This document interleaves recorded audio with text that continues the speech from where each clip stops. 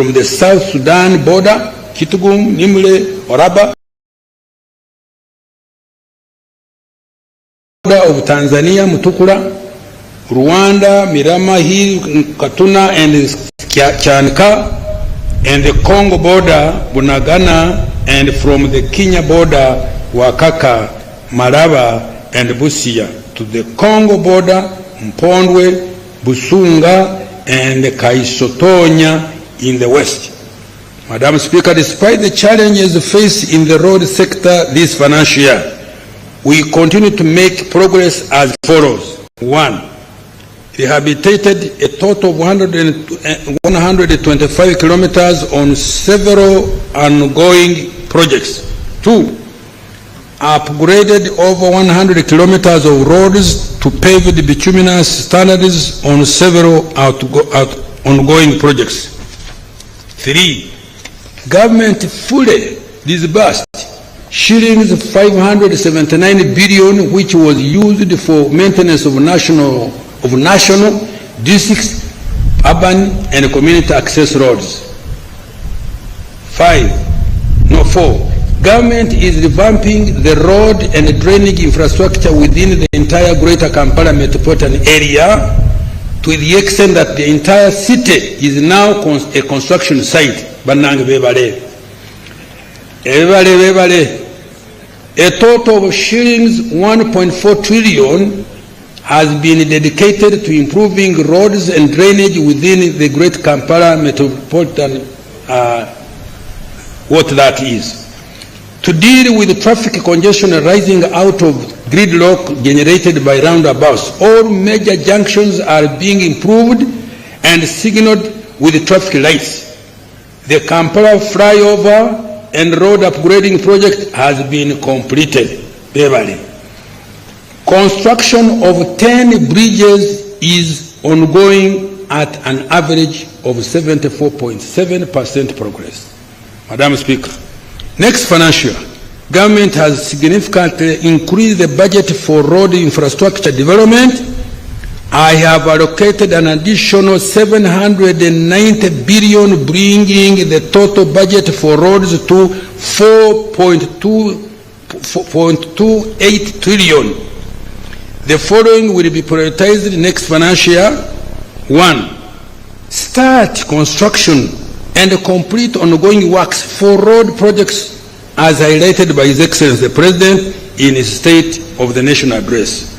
In addition, the roads which had been left out to be prioritized are Puranga Acholi-Bur, 64 kilometers, Kampala Gayaza Karaji, 33 kilometers, Lugazi Wikwekiyindi, 28 kilometers, Kabwohe Wiziwera Nyakambu Nsika Nyakabirizi, 92.2 kilometers, Kisubi Nakauka Natete Kasanje Impigi Mauguru Nanziga Maya Buaya, 71 kilometers, Busega-Mpigi 10 kilometers, Najanankumbi Usabara 11 kilometers,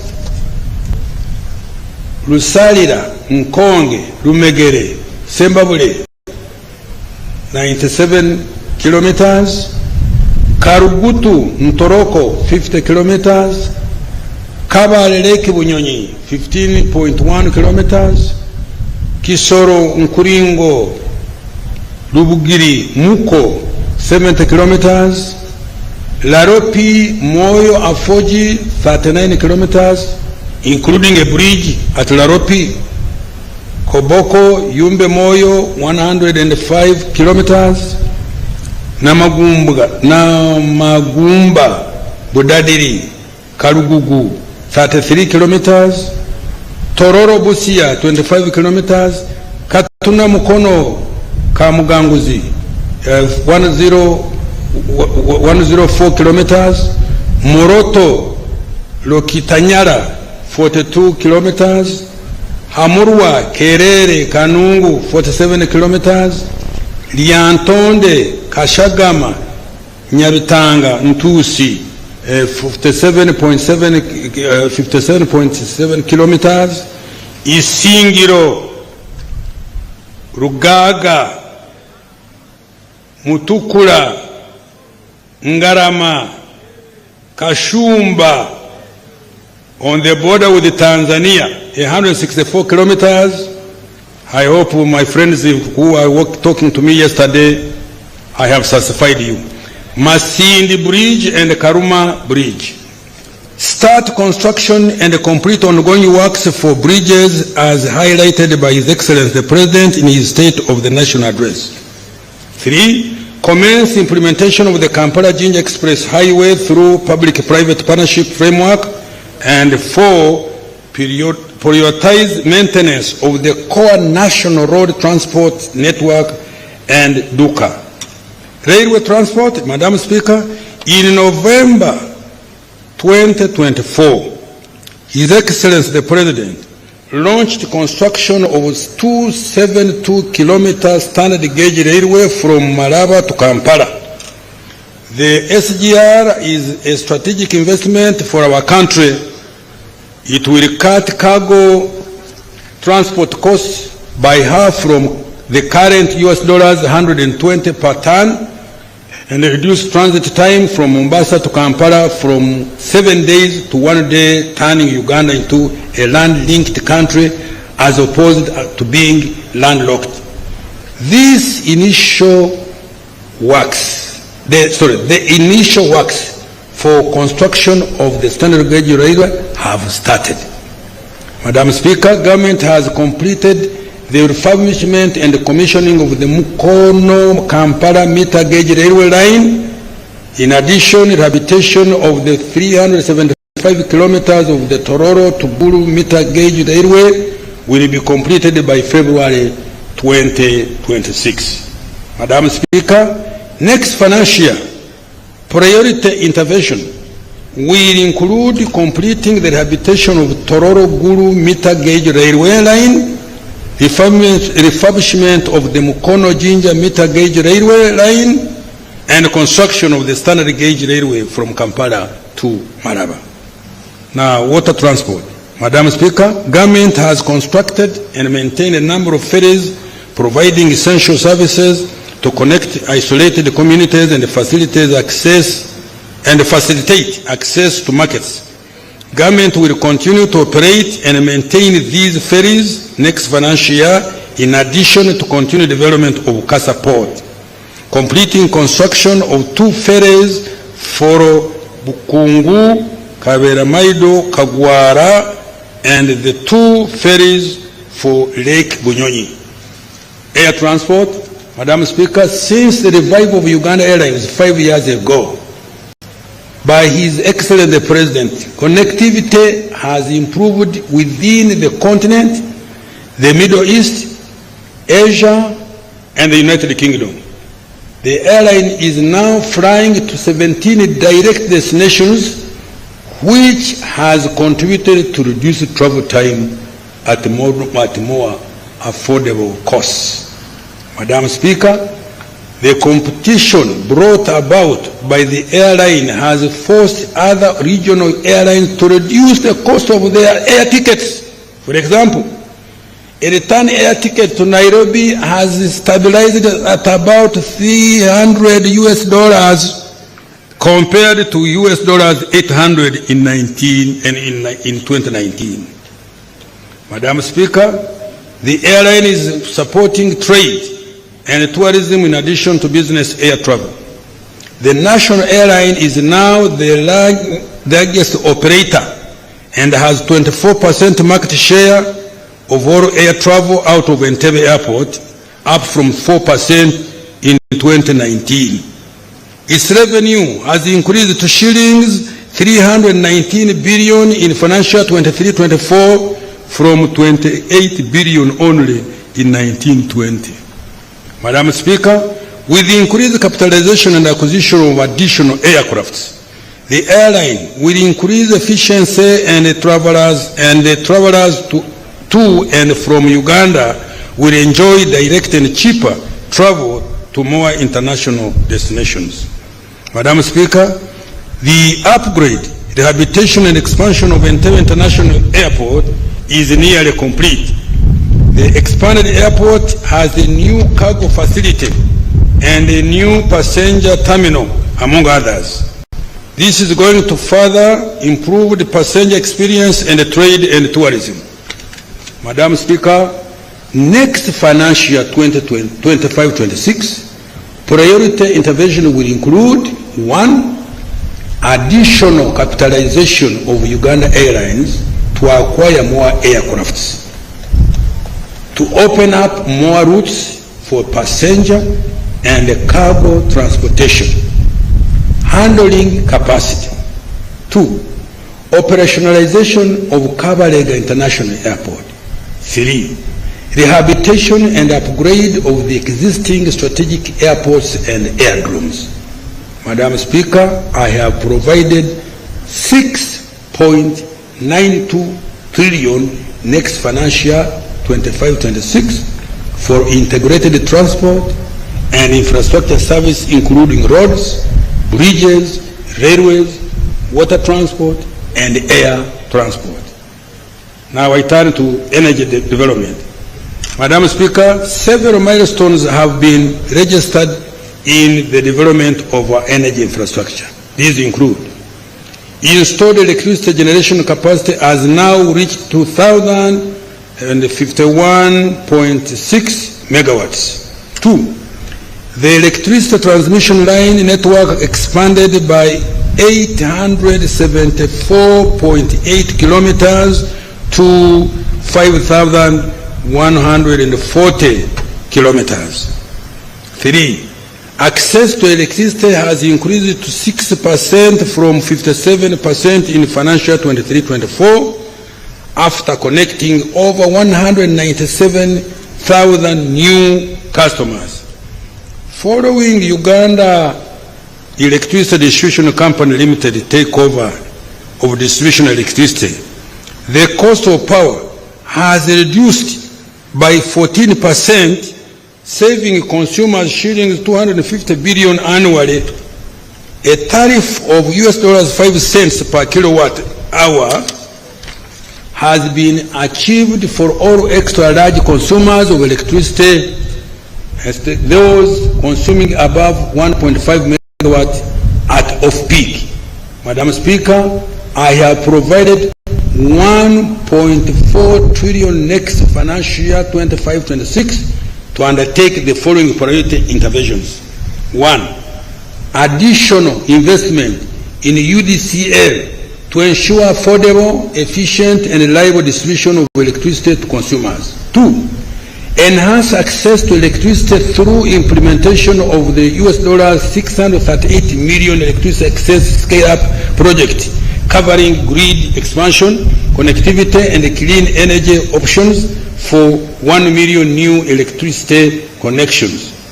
Further, government will continue investing in priority transmission lines and substations, particularly to the industrial parks, growth centers, and other strategic manufacturing facilities like the clinker factory in Moroto, Karamoja, the fertilizer factory in Kampiringisa Mpigi, Simba cement factory in Imbarara, Western Uganda, Day by Farmer in Matuga, Wakiso district, and the coffee factory in Ntungamo, among others.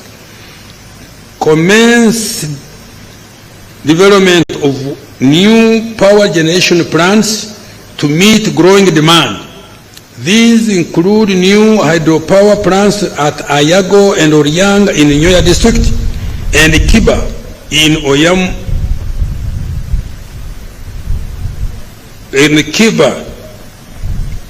Oyama district, the development of the nuclear power in Wiyene district, and the rehabilitation of Kira Naruwari power plant.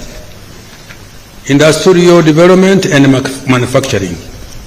Madam Speaker, with regard to industrial development and manufacturing, the following achievements have been registered. Government has operationalized 8 industrial parks, which include Namamve, Luzira, Bweyogerere, Mbale, Soroti, Kasese, Mbarara, and Jinja industrial parks. We have also supported the development of 3 private-owned industrial parks, which are Riorishen in Kapeka, in Nakaseke district, MMP in Buikwe district, and Tiantang in Mukono. To date, a total of 628 companies, stroke industries, have been allotted land within the various industrial parks, 47% of which are in manufacturing. Out of all the companies allocated land, 307 are fully operational, 105 are undertaking construction, and 122 have commenced preparatory activities. The parks have attracted a total capital investment of US dollars 4.5 billion and created 181,403 jobs. Madam Speaker, several industrial parks have become centers of innovation, hosting firms that have introduced new technologies and products, such as a single HIVP, Quality Chemicals Limited, GIS Transformers, Orion Electricals, Plastic to Fabric Recycling, Fay Long Investment Limited, locally manufactured electric vehicles, Kira Motors, the first powder-free surgical gloves, East African medical vitals, and import substitution products like fridges, transformers, toiletries, textiles, ceramics, television, and blankets. Government has supported industrialization by investing in strategic manufacturing facilities through Uganda Development Corporation with a total investment of 1.2 trillion. Madam Speaker, next financial year, I have provided 308.9 billion to further support infrastructure development in industrial parks, including roads, waste management, drainage, utilities, and shillings 187 billion for capitalization of UDC. Security, good governance, and the rule of law. Madam Speaker, security, good governance, and the rule of law are the foundation for socio-economic transformation. Everybody knows that. During this financial year, the following achievements were registered. 1, strengthened and modernized the security infrastructure to protect Ugandans, investors, and our visitors from any security threats. We have invested in security apparatus, more sophisticated intelligence network, and border control mechanism. 2, provided adequate funds to security institutions, including the military, police, prison, and intelligence agencies, for operations and improving capacity and welfare of men and women in uniform. 3, promoted regional and international relations, including playing a strategic role in the peace process in Somalia, South Sudan, the DRC, and Equatorial Guinea. Registered a 4.1% decrease in the volume of crime from 274 cases reported in 2023 to 218,715 cases in 2024, and a subsequent decline in crime rate from 516 to 476 per 1,000 persons. Commenced mass enrollment of Ugandans on 17th May 2025 to acquire national identity cards with a target of registering 17.2 million unregistered persons and renewing 15.8 million expired cards. Apart from securing elections and aiding our national security, the national ID has contributed to improved efficiency in accessing public services, broadened financial inclusion, easily travel within the East African community, and stamped out fraud arising from identification. Improved efficiency in the delivery of citizenship and immigration control services. The average turnaround time for processing of honorary passports has reduced to 4 from 14 days.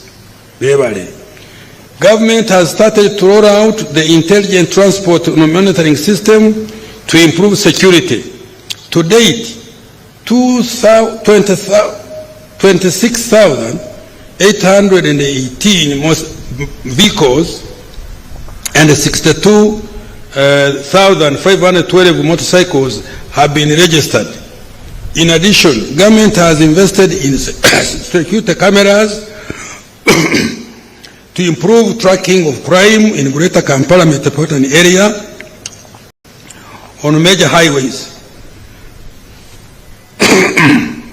Sorry. Government has also started implementing regulations for speed limits using the express penalty system to reduce fatalities on roads. This is the way to go. If there is any problem with the rates, they will be reviewed and the penalty will stay to save the lives of Ugandans. Uganda prisons is transforming from a consumptive to a productive force. This has contributed to food security and reduced the budget required to look after inmates. In addition, the prison service contributed to growth of local textile industry through increased production of cotton. This financial year, the service produced 1,733 metric tons of maize seed, 485 kilograms of cotton to the local textile industries, and 12,290 metric tons of grain to contribute to prisoners' feeding requirements. Government was effectively represented in courts, tribunals, and commissions.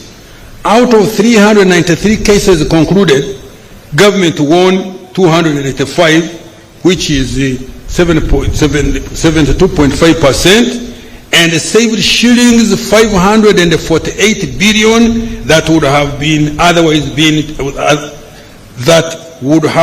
otherwise been paid as costs. Government implemented the NRA manifesto commitment on cattle compensation in the Acholi, Rango, and Teso sub-regions. Since financial year 2021-22, a total of shillings 142.9 billion has been paid to 53,592 claimants. I have provided shillings 80 billion next financial year to pay the remaining claimants. In addition, I have provided 15 billion for ex gratia Akasimo to the Ruero war victims. Madam Speaker, next financial year, I have provided shillings 9.9 trillion for 1. Consolidating Uganda's security through continued modernization and professionalization of the security agencies. 2. Improving the welfare of the security forces. 3. Undertaking general elections in 2026, which are just around the corner. Increasing access to justice, law and order services. And 5. Strengthening immigration and border security. Madam Speaker, government is stepping up the fight against corruption. We are automating all government processes to reduce human interaction and ensure traceability. Investing in more performance and forensic audits and enforcing accountability. I think I should read this paragraph. Let me read it. Madam Speaker, government is stepping up the fight against corruption. We are automating all government processes to reduce human interaction and ensure traceability, investing in more performance and forensic audits, and enforcing accountability. Administration of Justice. Madam Speaker, the following achievements were registered. The judiciary has significantly scaled up alternative dispute resolution mechanisms like mediation, plea bargaining, and small claims procedures, reducing justice costs and speeding up dispute resolution. For example, in 2024, a total of 3,391 cases were resolved through mediation. In addition, plea bargaining achieved a success rate of 87%. Completed the Supreme Court, Court of Appeal, Rukungiri High Court, and the Budaka and the Patongo Magistrates Courts, 5 new High Courts, court circuits in Wakiso, Entebbe, Kumi, Rugazi, Patongo, and the 10 magistrates courts were operationalized, bringing the total to 268 courts countrywide. Construction is ongoing of regional appeal courts in Gulu and Mbarara, Soroti and Tororo High Courts and Karenga Magistrate Court. This will further reduce travel distances for justice. 3. There is increased use of technology in delivery of justice. The electronic court case management system is now operational in 20 courts, boosting filing rates by 20.6%. Additionally, 20 courts have video conferencing systems enabling online case handling, which has improved efficiency.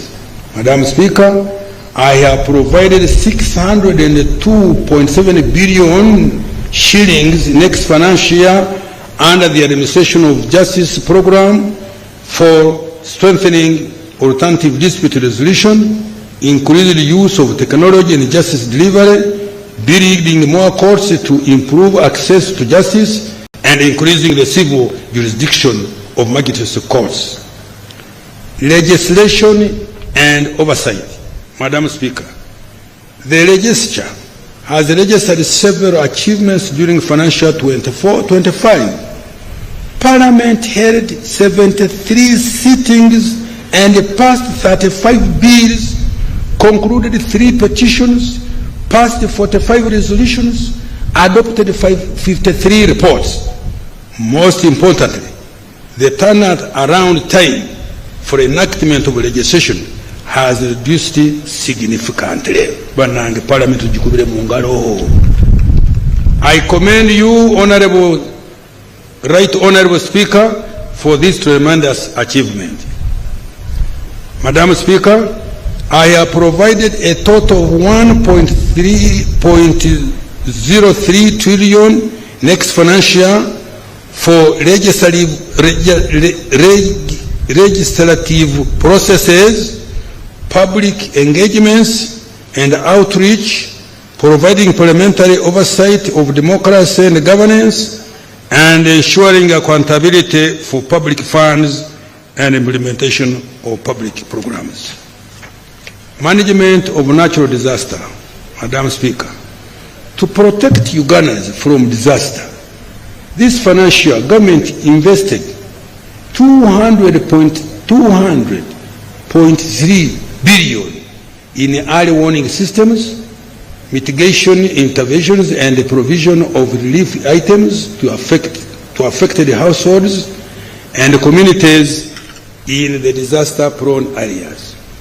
Madam Speaker, next financial year, I have provided shillings to 20.7 billion plus a contingency fund of 169 billion to support disaster management.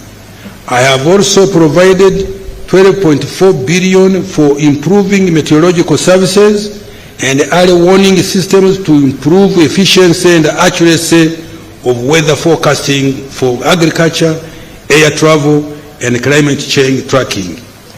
Elimination of domestic arrears.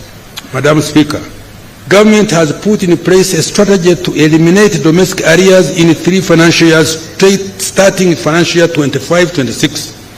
Payment of domestic arrears will prioritize suppliers of goods and services, contractors, and compensations for land and to war claimants.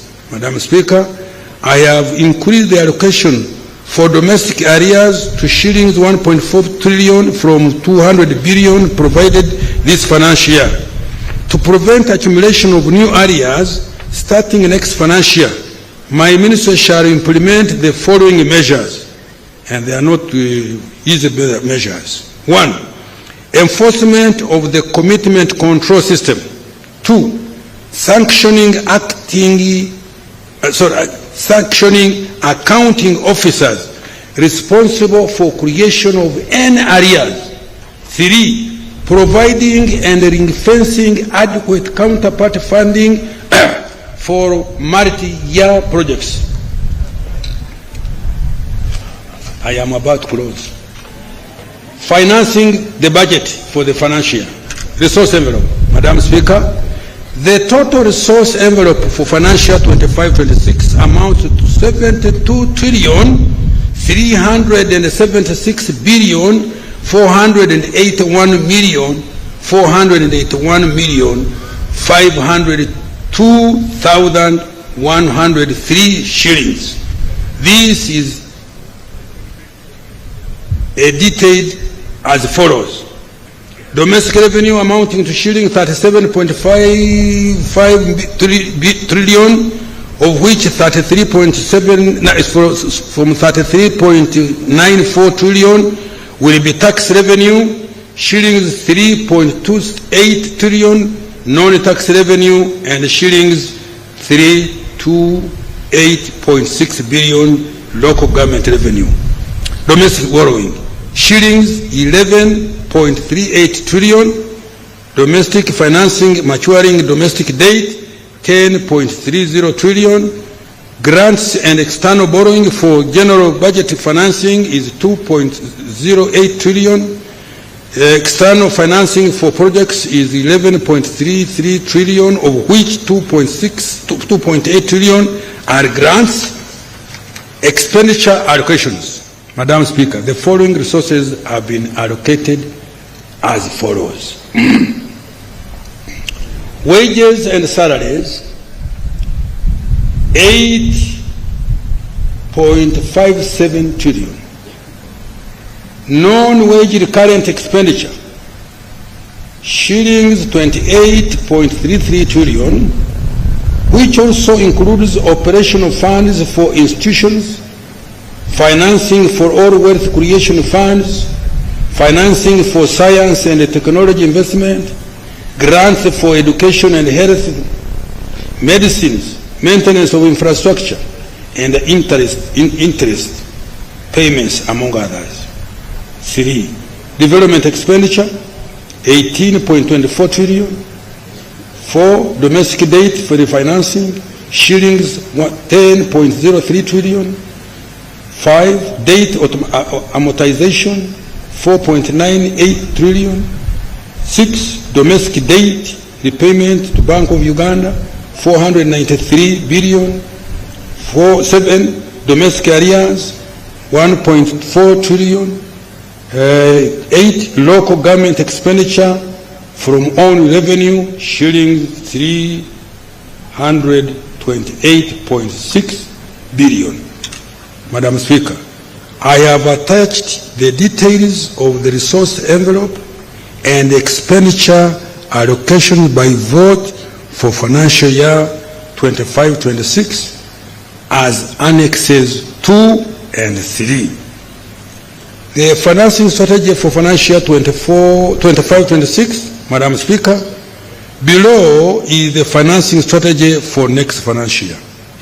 1. Improving tax administration to raise an additional shillings 1.89 trillion. 2, introduction of new tax measures to increase domestic revenue by shillings 538.6 billion. 3, rationalizing tax exemptions to eliminate inefficient ones that do not support industrial policy. 4, repurposing resources in the budget for financial 24-25 from less productive to high impact areas in line with the 10-fold growth strategy. 5, mobilizing more concessional financing from international financing institutions such as the World Bank, IMF, African Development Bank, Islamic Development Bank, Badea ECT. 6, mobilizing development finance from other innovative sources including public-private partnerships, climate finance, private equity, sukuk bonds, panda bonds, diaspora bonds. Tax for financial year 25-26. Madam Speaker, an additional revenue of shillings 538.6 billion will be raised from new tax policy measures that were approved by Parliament. In addition to raising revenue, the measures will support the growth of businesses and the economy. The measures also include technical amendments to tax laws aimed at improving clarity and consistency, creating a fairer and a more predictable tax environment for businesses and taxpayers, and removing ambiguities that create loopholes leading to revenue leakage. These amendments are also intended to enhance tax administration, encourage voluntary compliance, and empower Uganda Revenue Authority to effectively enforce tax laws. Madam Speaker, I wish to present key highlights of the changes in tax laws. Income tax exemption to start-up businesses. The NRM government has granted a 3-year income tax holiday for start-up businesses established by citizens after 1st July 2025. This is intended to support startups that struggle with the high initial investment costs. The incentive is to foster innovation, encourage formalization of SMEs, enhance business survival, and promote employment. Exemption from capital gains tax on transactions. Government has granted an exemption from capital gains tax on transactions where an individual transfers asset to a company they have established but also under their control. This is a deliberate policy intervention aimed at encouraging formalization of businesses.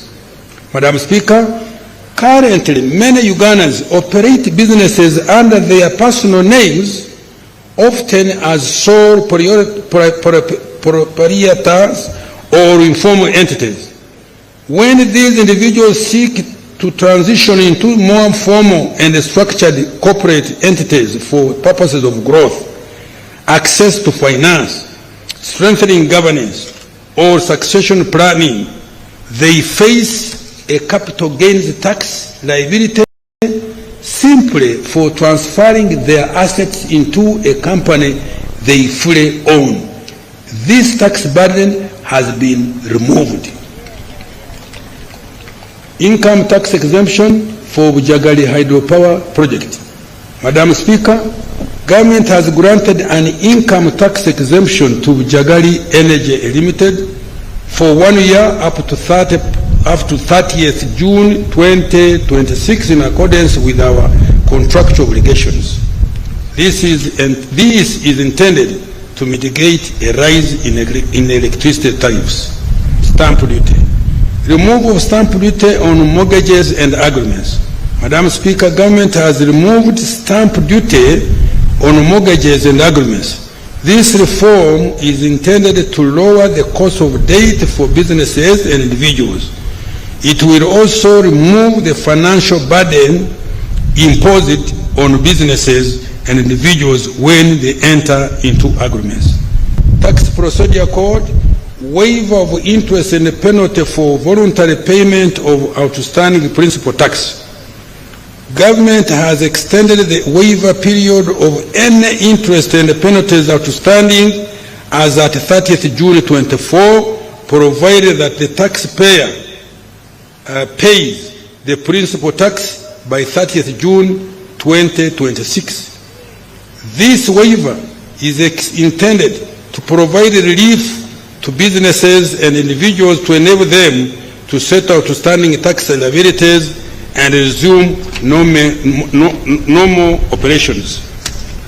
Value-added tax reform of the penalty regime for non-compliance with IFRS. Madam Speaker, we have implemented the electronic fiscal receipting and invoicing system, IFRS, to improve tax compliance and reduce tax evasion. However, concerns have been raised regarding the high penalties of shillings 6 million per invoice, regardless of the value of the transaction, which disproportionately burden the taxpayers. To address this issue, the penalty structure has been amended so that the penalty for non-compliance will instead be twice the tax owed by the taxpayer. I urge taxpayers to embrace the IFRS system as it helps the taxpayer to reduce lengthy and burdensome transactions with URA staff, audits and penalties. It also promotes transparency and creates an even playing field. Excise duty, Madam Speaker. We have increased the taxes on cigarettes to discourage consumption, but also generate additional revenue. Excise duty on soft cap cigarettes has been increased to shillings 65,000 per 1,000 sticks from 55,000, and hinge lead cigarettes to shillings 90,000 per 1,000 sticks from 80,000. For those outside East African community, excise duty on soft cap cigarettes has been increased to shillings 150,000 per 1,000 sticks from shillings 75,000, and hinge lead cigarettes for 200,000 per 1,000 sticks from shillings 100,000. Madam Speaker, government has removed the excise duty rate of 30% or shillings 950 per litre, whichever is higher, on beer manufactured from barley that is grown and malted in Uganda, because it was redundant. Also, government has adjusted the excise duty on beer manufactured with local raw materials content of at least 75% by weight of its constituents, including water, to 30% or shillings 900 per litre from 30% or 650 per litre, whichever is higher. This is to ensure that a manufacturer pays the same amount of tax whether using a specific rate or an ad valorem rate. Taxes on external trade. Introduction of an import declaration fee on imported items. Madam Speaker, I have imposed a small fee of 1% of the customs value on taxable items under the common external tariff. This measure seeks to align Uganda's tax policy with those of other East African community partner states where similar fees have been imposed. For instance, Kenya applies a 2% CIF charge. Establishment of an export levy on wheat bran, cotton cake, and maize bran. Madam Speaker, government has imposed an export levy of US dollars 10 per metric ton of wheat bran, cotton cake, or maize bran to encourage local value addition, particularly in the production of animal feeds. Currently, these products are exported as raw materials in the region, where value is added and imported into Uganda as finished goods. Therefore, this measure will encourage value addition and create jobs for our children. Taxes and on textiles. Madam Speaker, the NRM government has listened to our traders dealing in imported taxes for value addition, as they requested the import duty on imported fabric has been reduced.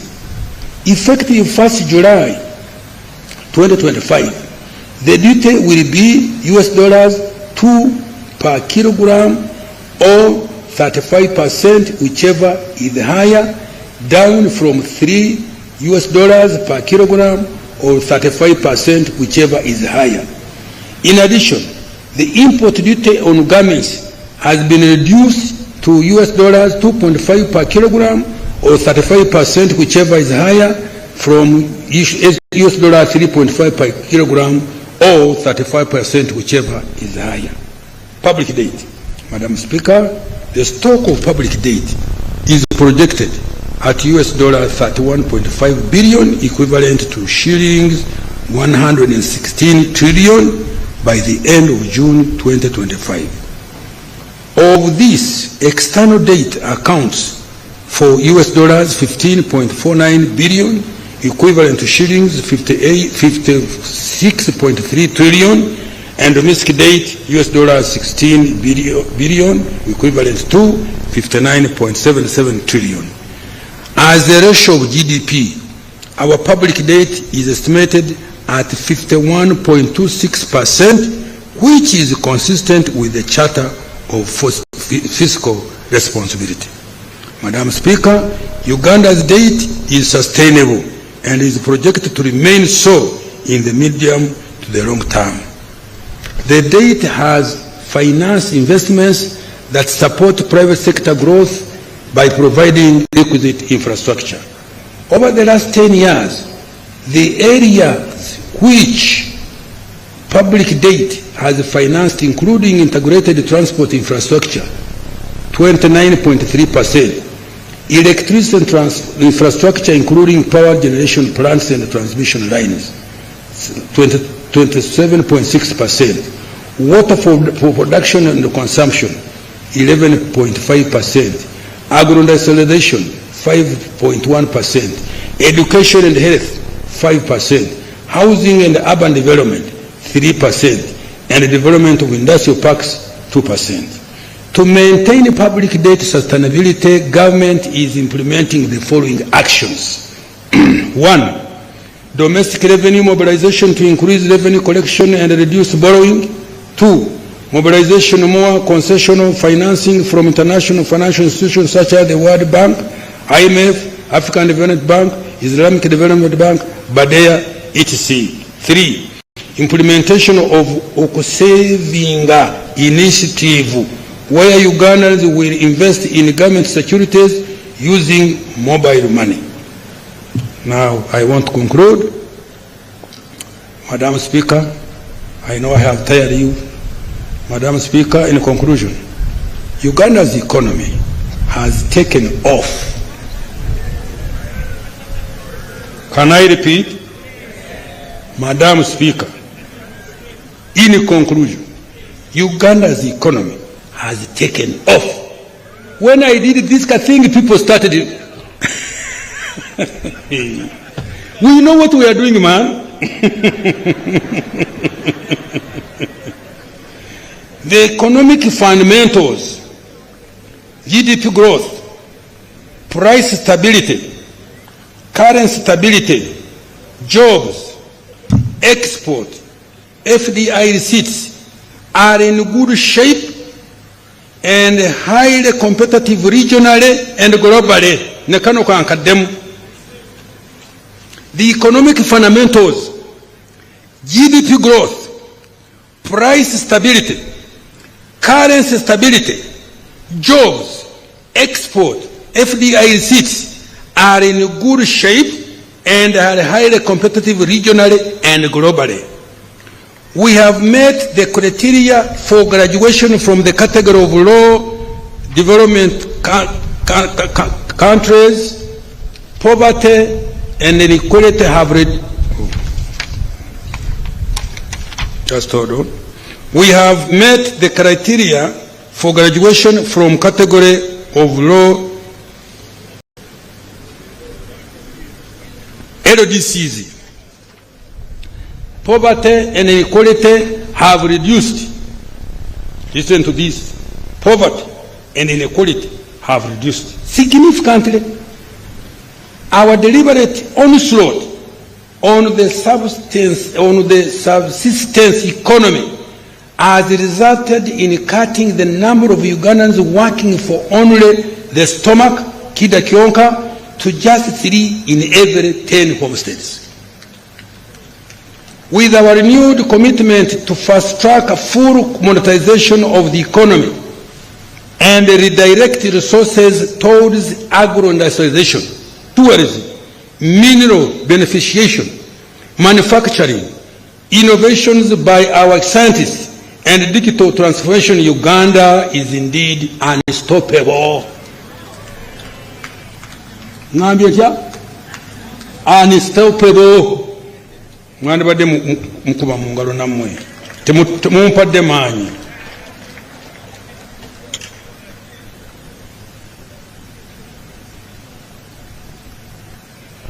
This budget, therefore, is for all Ugandans who are ready to create wealth.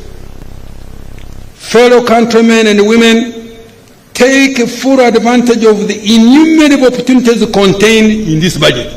Innumerable opportunities in this budget.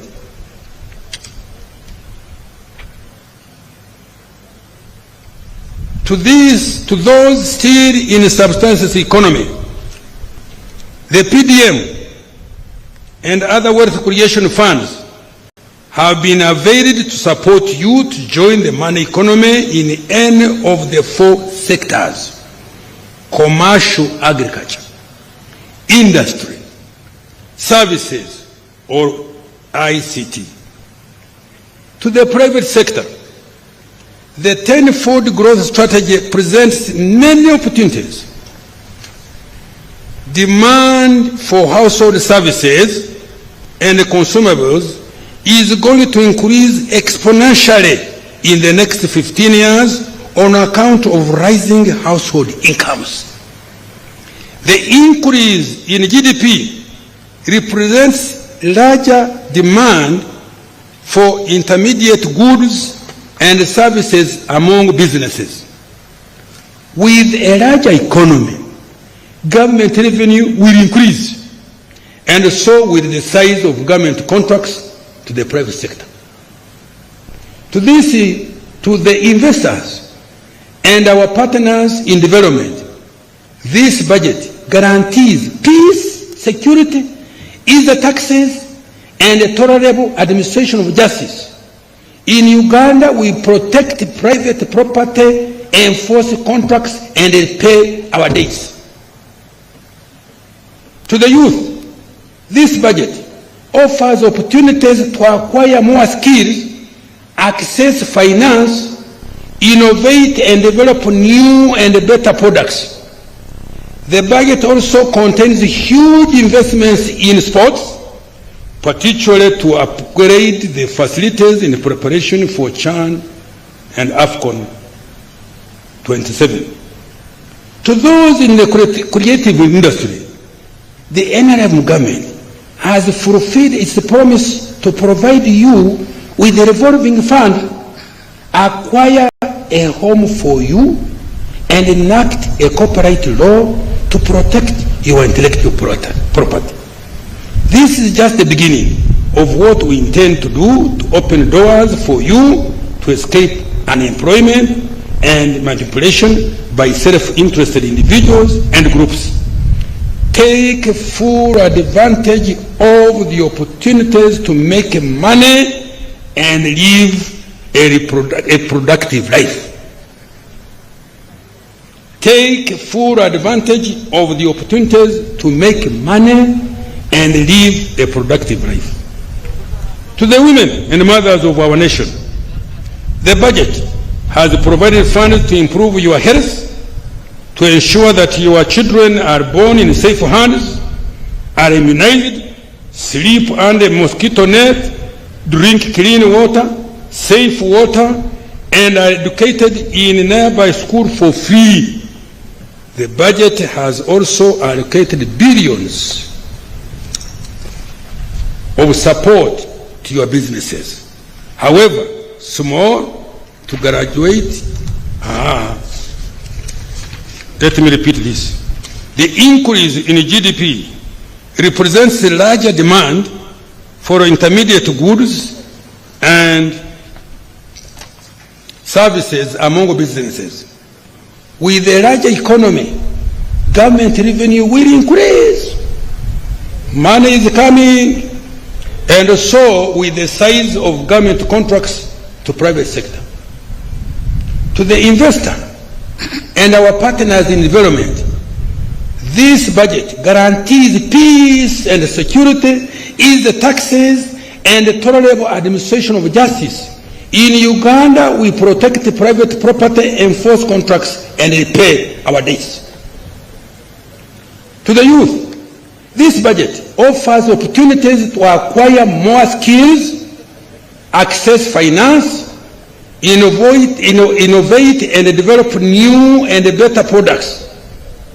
The budget also contains huge investments in sports, particularly to upgrade the facilities in preparation for CHAN and AFCON 27. To those in the creative industry, the NRM government has fulfilled its promise to provide you with the revolving fund, acquire a home for you, and enact a corporate law to protect your intellectual property. This is just the beginning of what we intend to do to open doors for you to escape unemployment and manipulation by self-interested individuals and groups. Take full advantage of the opportunities to make money and live a productive life. Make money. To the women and mothers of this nation, the budget has provided funds to improve your health, to ensure that your children are born in safe hands, are immunized, sleep under mosquito net, drink clean water, safe water, and are educated in a nearby school for free. The budget has also allocated billions to support your businesses, however small, to graduate into sustainable businesses. To the elderly, persons with a disability, and other vulnerable persons, wherever you are in this country, the budget offers several social safety nets, not only to shield you from poverty, but also to ensure that you can be productive and begin to live a decent life. To our cultural leaders, this budget has fulfilled His Excellency the President's promise of enhancing government support for your operations. For the religious leaders, the budget has provided funding to support functions of Interreligious Council. I now appeal to you to support mobilization of people for wealth creation and implementation of government programs.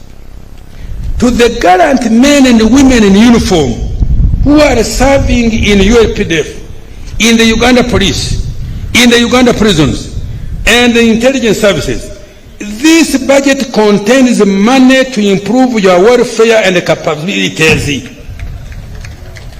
Continue to serve your country and keep it as safe as you have always done. Happy belated Heroes Day. I have adequately provided resources to ensure elections go on successfully by ensuring peace, security, law and order, and availability of all required equipment and documents. As we go about the electoral process, I implore all political actors to observe peaceful engagement and avoid distracting wealth creators.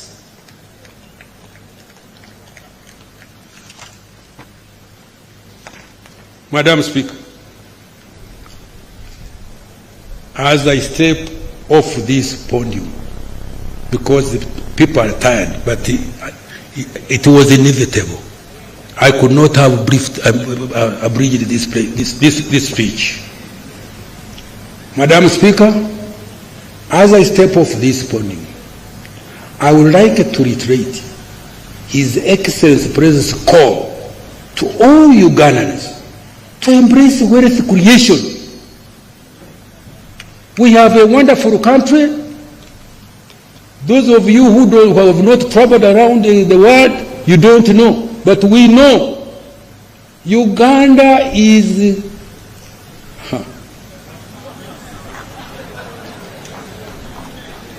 God, when He was creating Uganda, I don't know what our ancestors had done. I think they did very good things.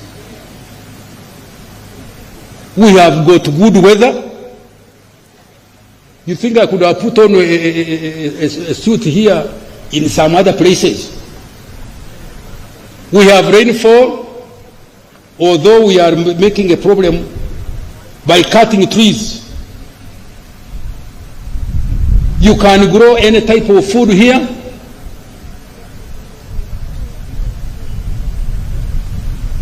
You can eat whatever you want to eat here in Uganda.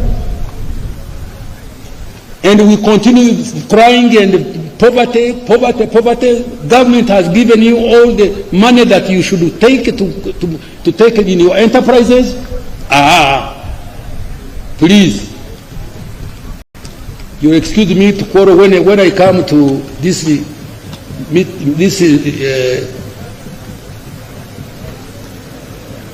when I talk,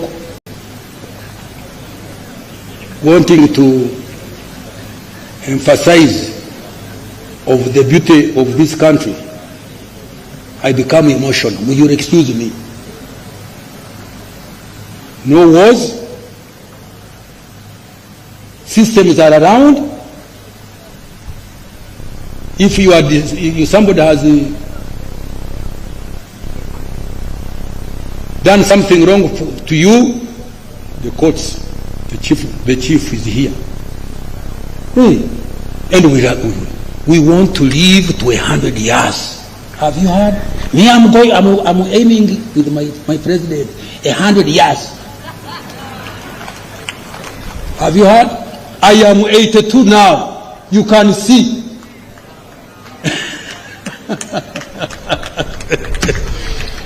Okay. Madam Speaker, as I step off this podium, I would like to reiterate His Excellency the President's call to all Ugandans to embrace wealth creation, but also embrace what I've said. I dedicate this budget to all the wealth creators, particularly the youth and women. Madam Speaker, I humbly beg to move. Thank you so much, Honorable Minister. And by extension, His Excellency the President, who is the Minister of Finance, for clarity of delivery of the budget speech. Honorable members, you will be availed with the text of the budget speech in the due course. I want to urge you to take note of the government's budgetary priorities and relate the matters to the coming financial year. Next item.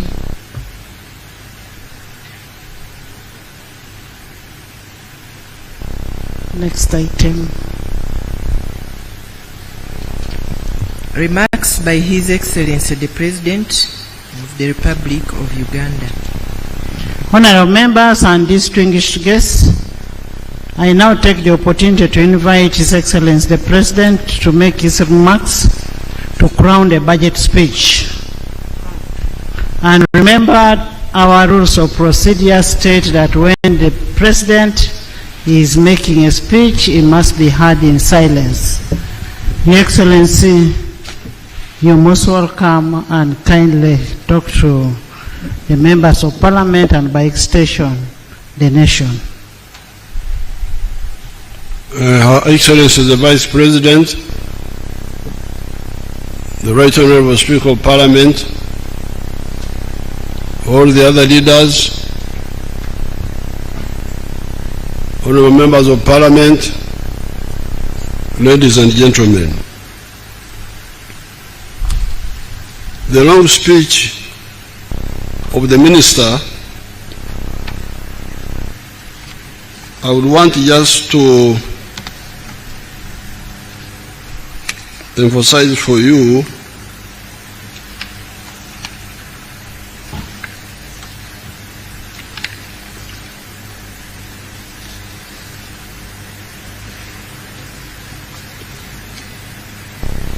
I'm trying to see where it is here in the speech. There's paragraph 11 when you get the speech,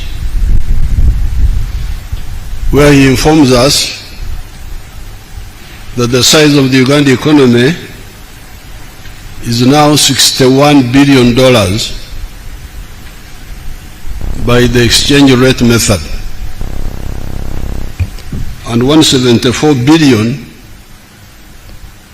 by the PPP method, purchasing power parity. And because of that, and given our population, which is about 46 million, 49 something, we are now no longer an LDC, the least developed countries. We are now a lower middle income country.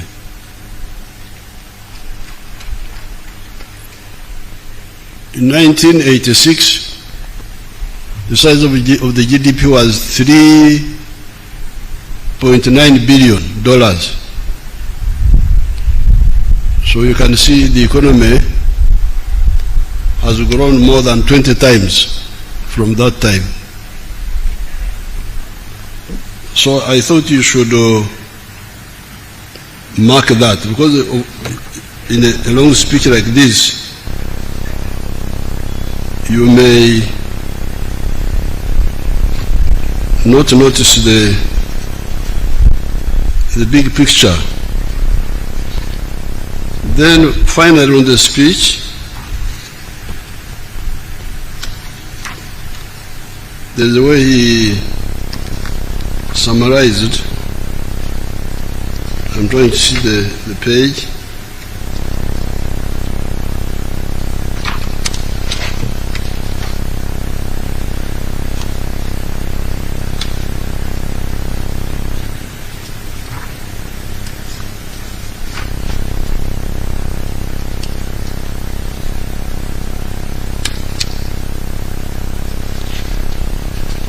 This is paragraph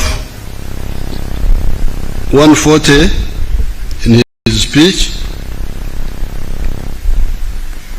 where he said, he told you of the economic fundamentals. That's a very good summary. And he said, Madam Speaker, in conclusion, Uganda's economy has taken off. The economic fundamentals, and what are those fundamentals? GDP growth. Is the economy growing or not? Price stability. Are the prices stable or not?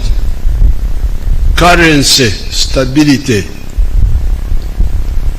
Is the currency stable or not? Jobs. Are jobs being created or not? Export earnings. Are the export earnings going up or not? And then finally, FDI receipts. The foreign direct investment. Are they coming in or not? I thought that you should note that. Now, going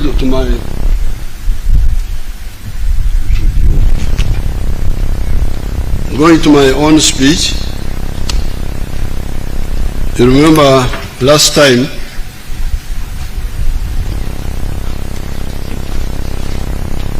I promised that I would address two issues.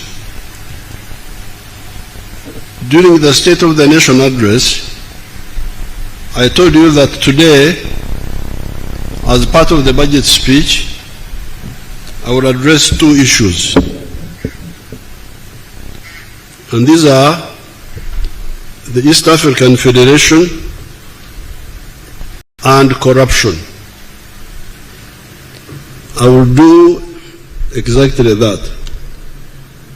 However, I will dissect the corruption into two. First of all, corruption for getting money through crooked ways as one type of corruption, and political corruption through the use of money to get political support, not based on principles or policies. Politics is about principles and policies. That's what you should be telling the public to choose from. My policy is this, his policy is that, you the public, you choose. But when you bring in money, you are polluting the Chiriza.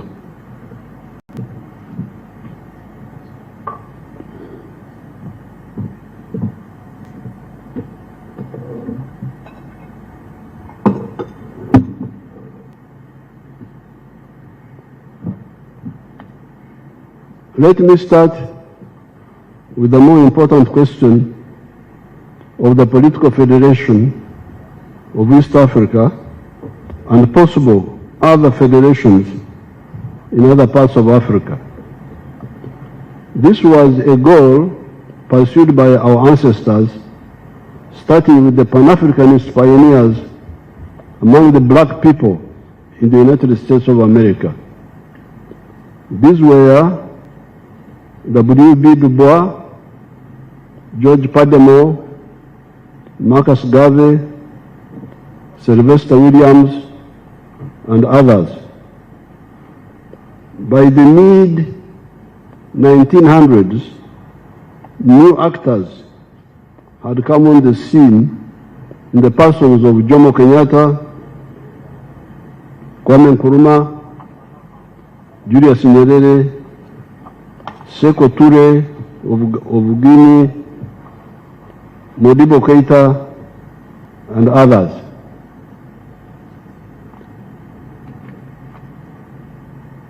But if you go back, you will find that by 1900, the whole of Africa had shamefully been colonized because our egocentric and incompetent kings had failed to defend us, and instead we are busy fighting fratricide wars among us. At that time, when we were colonized, the slogan for survival was, in quotes, Uhuru na Umoja, independence and unity. That's what we were saying. We unite, we fight for freedom, independence, and then after we unite to get strength. That was the slogan. Starting with 1912, the Africans in South Africa took the initiative and started a new anti-colonial force, the African National Congress of South Africa. And you should know that even Mahatma Gandhi of India was also in India, in South Africa at this time, so he was part of this effort. This marked the beginning of the new African resistance, led by more informed people. Our resistance was assisted by two factors that came on the scene during that century.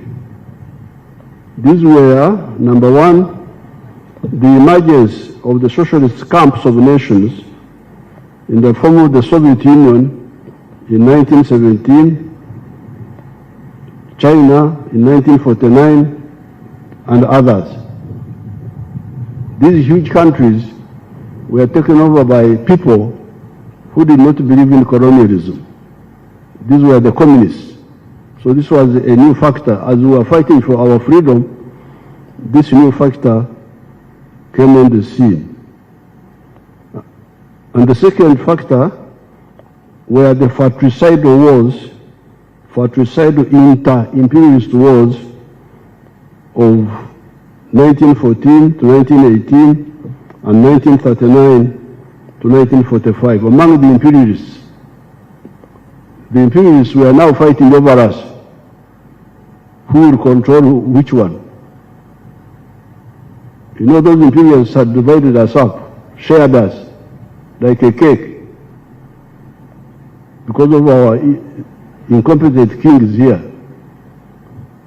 Came, sat in Berlin, this is for you, this is for you, this is for you. Then there was a new country called Germany, which had become united a short while before that. They wanted to start a war. So you are cheating us.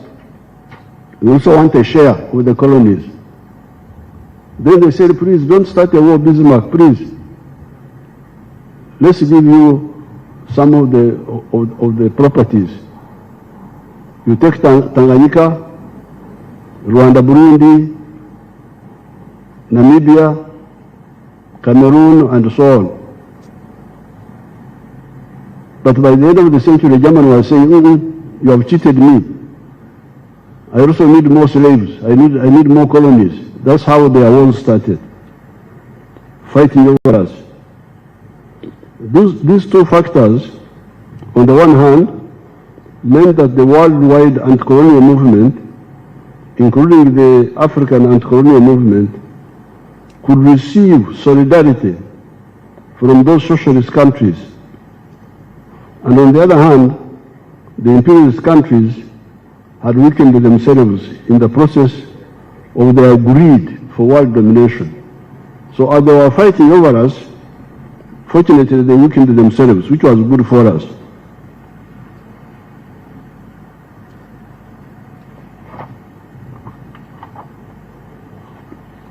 The worldwide anti-colonial movement, on account of these three factors, the three factors are our resistance, number one, number two, the emergence of the socialist countries which were supporting us, and number three, the mutual weakening of the imperialists among themselves.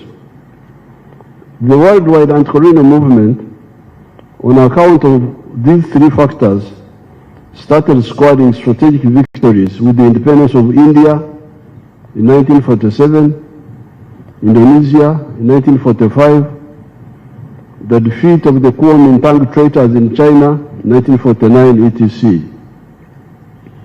Amazingly, the imperialists tried in many cases to maintain colonial control even after these catastrophes. The French tried to recognize Indochina, Vietnam, Cambodia, and Laos until the Vietnamese defeated them at the Dien Bien Phu in 1954. The French were defeated in Algeria. The British faced the Mau Mau armed resistance in Kenya and mass resistance throughout the whole of Africa. Here in Uganda, Ignatius Kangave Musazi led the mass resistance movement. I don't hear you, the political actors who are always on the radio, I don't hear you talking about I.K. Musazi, talking about nothing most of the time. Musazi played a very big role in our struggle. On account of this resistance, but this is also the weakness of the NRM Secretariat. They should do more sensitization. On account of these resistance efforts, by 1963, 36 African countries had achieved independence, Uhuru, so we had achieved Uhuru. It is these countries that founded the Organization of African Unity at Addis Ababa. There was, however, another almost 20 African countries that were still under colonial rule.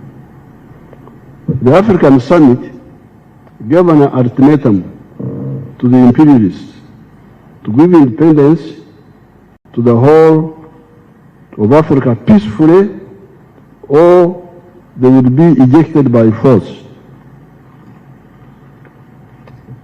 People don't know this history. They just run around, but if you don't know this, you can make a lot of mistakes. So the OAU meeting in 1963 gave an ultimatum to the imperialists, said, get out of the whole of Africa peacefully, or we shall throw you out by force. The imperialists thought it was a mere hot air. They never paid heed. However, the Africans were serious and able to defeat the imperialists by force.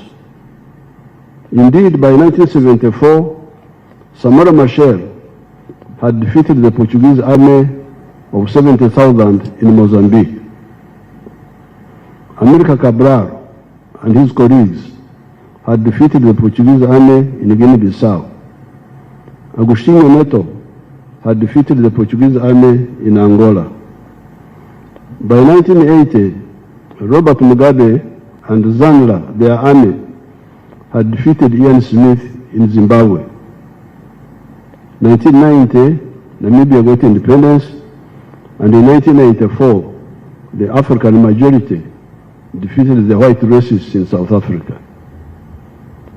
5 centuries of Africa's shame of the slave trade and colonialism should have ended then.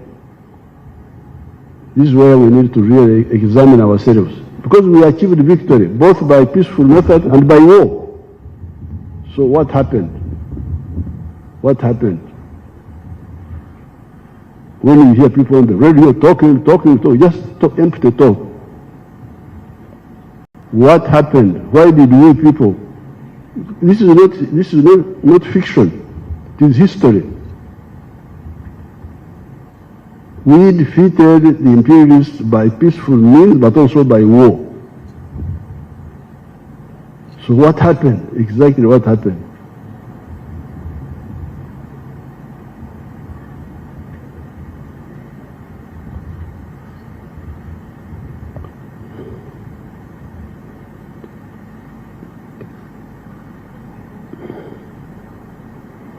Five centuries of Africa's shame of the slave trade and colonialism should have ended then. we had achieved independence, uhuru in the whole of Africa. The question was, where was umoja? Because you remember the slogan was uhuru na umoja. Now by 1994, the whole of Africa had achieved uhuru. So what happened to the umoja? In the meantime, the question was, where was umoja, unity? In the meantime, we who were participants in much of this time had to diagnose the problem. In that process, we established the 3 historical missions and the 4 ideological principles. To establish the missions and the principles, we would start with a question. Question number 1 was, do the Africans need, deserve, and are they entitled to prosperity like other peoples in the world, or are they not so entitled? That's the question we would ask. Are the Africans entitled, and do they deserve prosperity like all the other people in the world? If the answer is yes, the next question would be, where does prosperity come from? Can prosperity sustainably come from begging? Because you remember the issue of aid. Can you get prosperity through aid?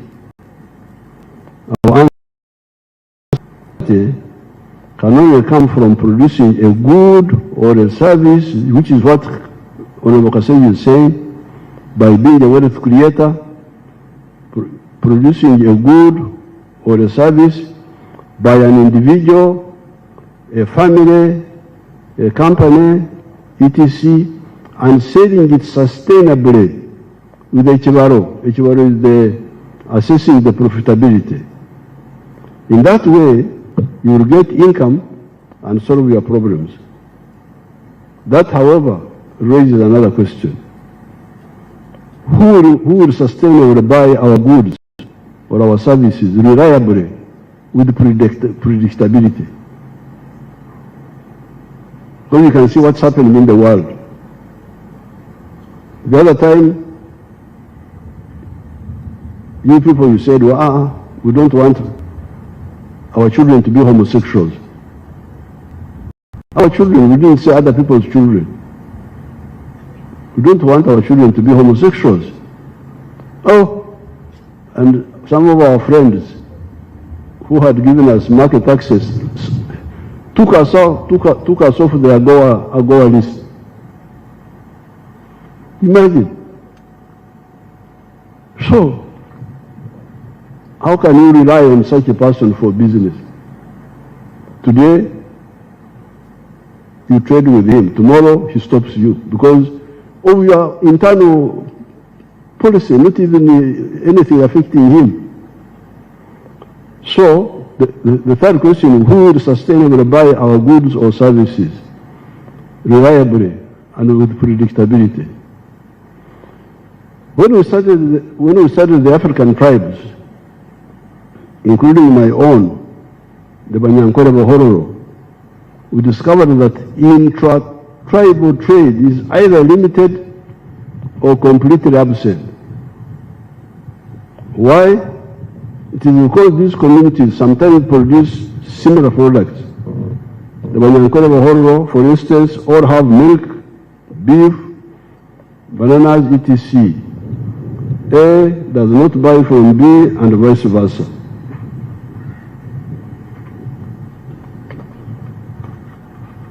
Therefore, identity, being one tribe, does not necessarily solve the problem of prosperity. Happily, we discovered a ready solution, and this was Uganda, that multi-tribal unity, which was already there. You had the Banyankore Bahororo there, but you also had other people. Even in the colonial times of the smaller enclave economy, the business complementarities among the tribes were already coming up. I was able to pay for education on account of two categories of actors. Category one was Amos Kaguta, my father, who had cattle he had inherited from his ancestors. Hence, those cattle were Enshugi, the cattle of Jaja, inherited from ancestors. You could therefore sell some of them and pay my school fees. The problem, however, was that there was neither a single Munyankore Mhororo cattle trader at that time, nor was there a developed beef market in the area of Ntungamo. You know where Ntungamo is? You know where Ntungamo is, you people? You will not find it on the Uganda map, you will not find it. So in Ntungamo, we had neither traders of cattle, nor did we have a meat market at that time. That is how the second category of rescuers came in. The people who rescued me to go to school. These were two Baganda, one of them called Warusi Mpanga, and another one called Buchenya. Buchenya, the Banyankore would call him Buchenya, but the Baganda would call him Bukenya. Now that Buchenya has a grandson who is a big fellow now in the government. I think he's in the Equal Opportunities Commission. If that Munyankole Muganda is here, you can come and they see how Banyankole Baganda look like. Banyankole is the Baganda. If that boy here, if he's here, let him come and they see him here.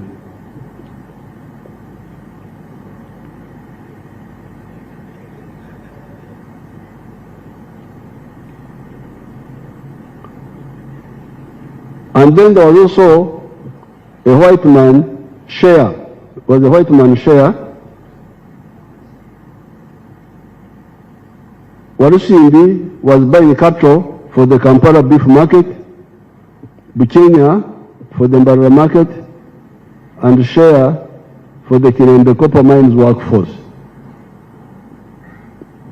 So it was these three people who supported my education. Warusimbi would buy the cows to bring them to Kampala. Buchenya would take them to the small Mbarara market. Share would take the cows to Kirembe market.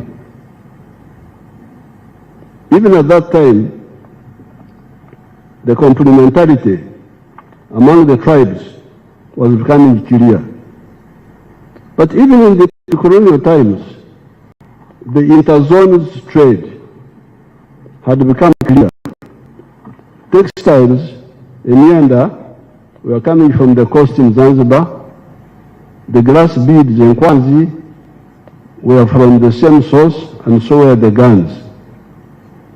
Ivory, Emino, however, was coming from the interior of the African continent, and so were the salt, the backcloth, the hulls, etc.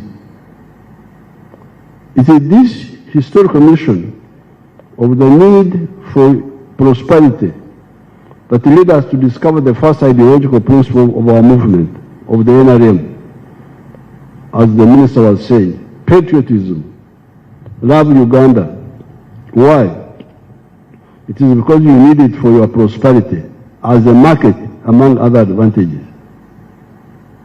However, learning from the history of other countries and also seeing what is happening in Uganda once it settled down and started recovery, we discovered that the internal market is not enough. As we speak today, Uganda has got surplus of milk, maize, bananas, beef, sugar, cement, steel products of certain types, etc., as the minister was telling you here. Where do we sell all these? This is when the NRM asked the Ugandans the following questions. Number one, have you heard of East Africa? Because you are stuck with your products. Have you heard of East Africa? Because you are busy with the tribes. Some people are telling you, we, as Banyankole, we, as Baganda, we, as Acholi, some of those fellows are busy telling you about the tribes. If you got Abasoga Bene, we as this one, as this one. But why don't we solve the, if those are enough, why do we have a problem of surplus milk, surplus sugar, surplus this? And this is why the NRM said, have you heard of East Africa? Have you heard of Africa? Why don't you check whether they can buy what we produce and also buy what they produce? Indeed, as I speak now, East Africa and Africa are already buying parts of our surpluses. Otherwise, these sectors of the economy would have collapsed by now. That is how the NRM identified the second ideological principle of Pan-Africanism. Pan-Africanism. Love Africa. Why? It is because you need it for our prosperity. This realization of the need for bigger markets was not only clear to the NRM. Others before us had realized this. Germany was not one country until 1871. Germanic-speaking people were divided into 39 kingdoms of Prussia, Saxony, Bavaria, etc. However, there was a strong business group in Prussia known as Junkers. It is written Junkers, but they pronounce it Junkers, that saw the importance of a united German market. Working with Bismarck, they pushed the pan-Germanism agenda, the unity of the Germans. France, by 1789, had been a united kingdom for a long time. There were, however, internal taxes between the provinces of France known as Gabelle. Those provinces were fiefdoms of the princes of those areas. The rising French middle class, the bourgeoisie, could not accept this. Indeed, the removal of these internal taxes were part of the grievances of the French Revolution. On these two ideological principles of patriotism and Pan-Africanism, we added socio-economic transformation and democracy. This was all to achieve historical mission number 1, prosperity for the African people through market integration. We are glad by 1980, the African leaders had started seeing the importance of market integration as part of the Lagos Plan of Action. When the NRM took power, we worked with the Wazee, Mzee Mwinyi, Mzee Mkapa, and Mzee Moi to revive the East African community that was relaunched on the 30th of November 1999. The East African community has now expanded to incorporate Rwanda, Burundi, South Sudan, DRC, and Somalia. In addition, we have got COMESA and the CFTA, the Continental Free Trade Area. We need to remove all the trade barriers and develop infrastructure to facilitate this trade. However, we also need to ensure that countries that are beginning to come up are assisted. We don't want a common market where some countries benefit, others lose. No, it's very dangerous. The countries which are coming up must be assisted so they also trade equitably. We should never allow trade imbalances among member states to persist. This market integration will address the historical mission of prosperity. However, we had also identified the second historical mission as that of strategic security. How can Africa ensure that never again will its people be threatened by anybody having gone through the 5 centuries of the slave trade, colonialism, and neocolonialism? Economic integration, if it is fully implemented, will address the issue of prosperity. However, during the Second World War, the developed countries of Holland, Belgium, Denmark, France, Norway, etc. became victims of German aggression. They are being developed notwithstanding. It was the Soviet Union and later the USA and UK that defeated the hegemonic Hitler. Even we, the Africans, 500,000 of Africans took part in that war, as did 2.5 million Indians who took part in that war to save those countries, France and Holland and all that.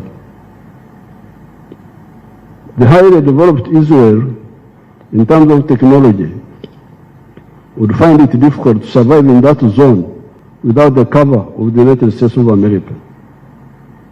Some actors in the world talk of achieving superiority in the 4 dimensions: land forces, air forces, at sea, the navy, and in space. Where does this leave Africa? Are we then to exist or not exist with the permission of others? Are we only to thrive with the permission of others? Coming to multidimensional strategic security, only 4 countries have been to the moon. These are USA, Russia, China, and India recently. Can Uganda manage a serious space program even when it becomes the first world country? As we try to answer that question, there was already an answer given by our elders before independence. This was Uhuru na Umoja, freedom and unity. The present weaknesses in Africa are partly due to the mistake of arrivism, where the leaders prefer to remain big fishes in small ponds. It was only Mwalimu Nyerere of Tanganyika and Mzee Karume of Zanzibar that consummated the economic and political integration of the 2 countries to create Tanzania that has been a great success. Recently, the Union of Tanzania celebrated 60 years. We congratulate our brothers and sisters of Tanzania. Mbakwire kumungalo. Economic and political integration where possible are the correct answer to the question of prosperity and strategic security. It handles the 2 missions. In 1963, we were about to achieve the political federation of East Africa. There is a picture which I will give some of the, you can see it there. That picture. I have that picture, I will give it to a few people after my speech. But that was 1963, Uganda, August. They were saying federation this year, Federation of East Africa this year. That's what they were saying. Thank you. You can see the declaration, that declaration by our leaders. However, along the way, some of them developed cold feet. That is why Mwalimu Nyerere and Mzee Karume must be hailed as some of the most devoted Africans that have ever lived. You can be sure that if that federation had taken off, so many of the problems that afflicted us could have been avoided. Certainly, Amin would never have taken power in Uganda. Leaders then took a stand on the issue of Congo in 1965. Soon, however, the states started taking divergent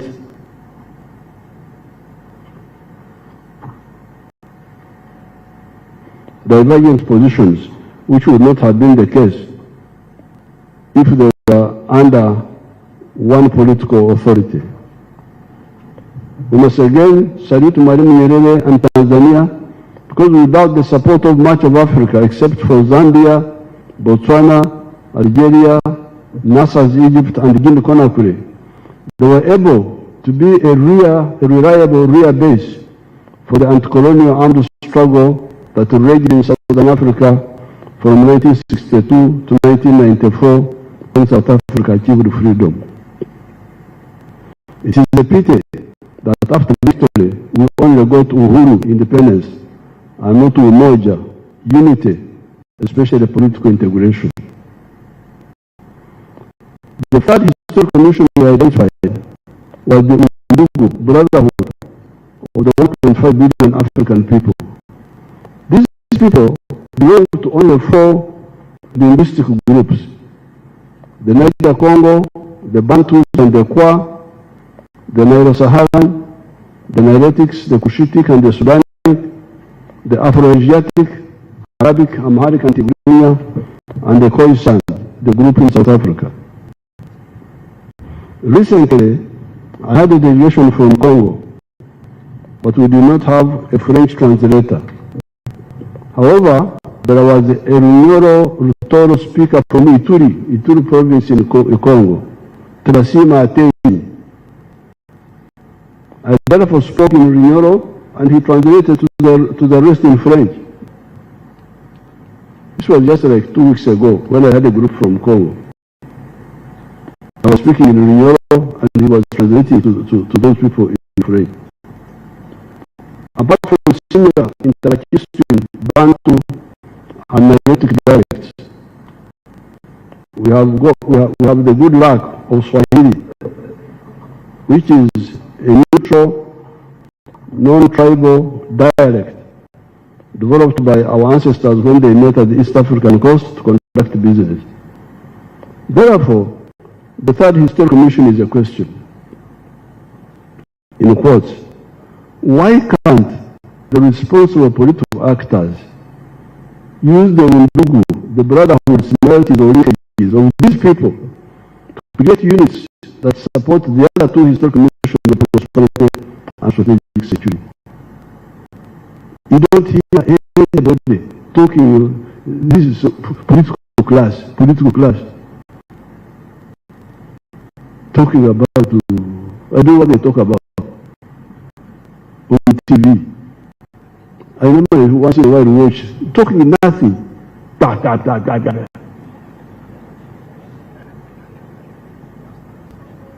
can you have a political class lost?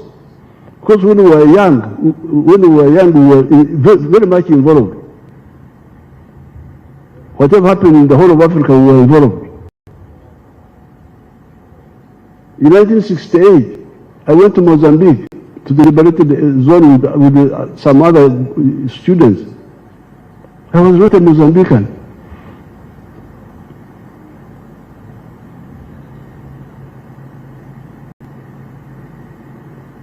Baleka ngabira sande kola, iboko ngabira sande kola, namazima tigari muwo. Anyana avunyecho banange. They left undone what they ought to have done. They left undone what they ought to have done. They did what they ought not to have done, and there is no truth in them. That's what it says in English.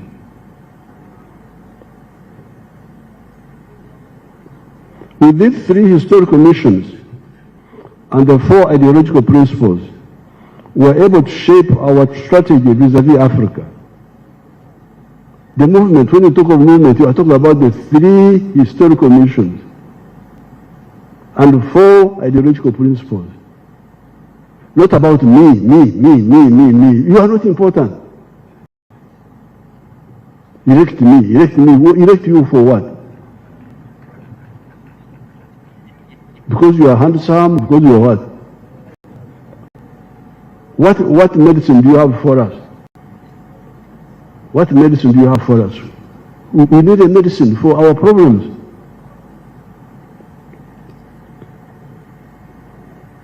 With these three historical missions and the four ideological principles, we were able to shape our strategy vis-à-vis Africa. Whatever we did was guided by this.